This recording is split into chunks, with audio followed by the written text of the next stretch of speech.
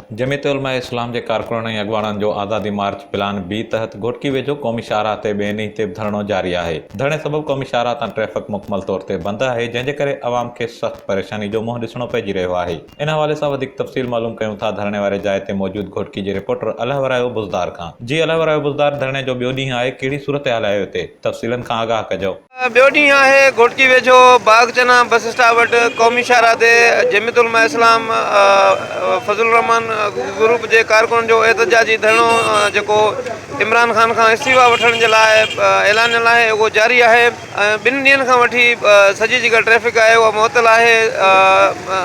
सवनि जे तइदाद में जेके गाॾियूं आहिनि उहे बीठल आहिनि। इंतिज़ामिया तरफ़ां कोशिशि कई पई वञे त ट्रैफ़िक खे मुतबादिल रस्तनि तां गुज़ारण जे लाइ कोशिशूं कई पियूं वञनि। अञा ताईं इन धरणे खे ख़तमु करण जे हवाले सां को बि ऐलान साम्हूं न आयो। जी वॾी महिरबानी तव्हांजी अलहवरायो बुज़दार, तफ़सीलनि खां आगाह करण लाइ।